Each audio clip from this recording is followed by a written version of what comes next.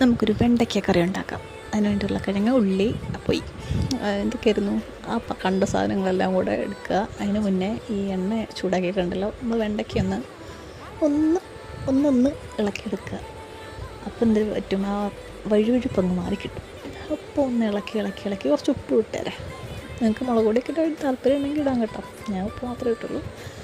ഉപ്പും കൂട്ടി ഇളക്കി അങ്ങോട്ട് വേറൊരു പാത്രത്തിലോട്ട് മാറ്റുക. അതാണ് മാറ്റുവാണ്.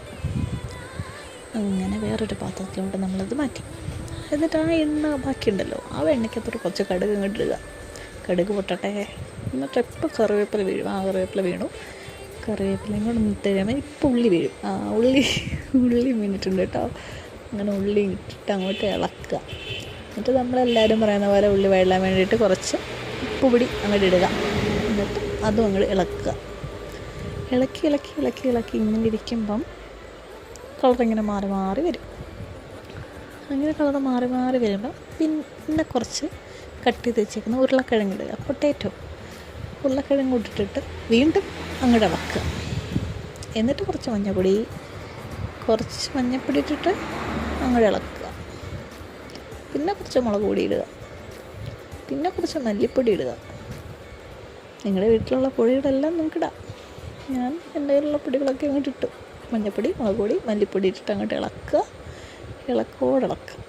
എന്നിട്ട് എന്ത് ചെയ്യണം, കുറച്ച് പുളി ഞാൻ വെള്ളത്തിലിട്ടുണ്ടായിരുന്നു. അത് അരിച്ചെടുത്ത് വെച്ചതാണ്. അതും കൂടി ഇതിനകത്തോട്ട് അങ്ങോട്ട് ഒഴിക്കുക. എന്നിട്ട് അങ്ങോട്ട് ഇളക്കുക. എന്നിട്ട് പിന്നെ കുറച്ച് സാധാ വെള്ളം, പച്ചവെള്ളമാണ് ഞാൻ എടുത്തത്. ചൂടുവെള്ളം വേണമെങ്കിൽ ചൂടുവെള്ളം എടുക്കാം. അങ്ങനെ പച്ചവെള്ളം ഇട്ടിട്ട് കുറച്ച് ഉപ്പും കൂടി ഇട്ടിട്ട് പിന്നെ ഞാൻ അവിടെ ഗരം മസാല ഇരിക്കുന്നുണ്ട്. എനിക്ക് അതും ഇടാൻ തോന്നി. ഞാൻ കുറച്ച് ഗരം മസാല, കുറച്ച് കായപ്പൊടിയും കൂടെ ചേർത്തു. എന്നിട്ട് അതൊന്ന് തിളച്ച് വരാനെ കൊണ്ട് ഇങ്ങനെ കാത്തിരുന്നപ്പം തിളച്ച് വന്നപ്പം ആദ്യം ഫ്രൈ ചെയ്ത് മാറ്റി വെച്ചിരുന്ന വെണ്ടയ്ക്കയും കൂടെ എടുത്ത് അതിനകത്ത് കിട്ടും.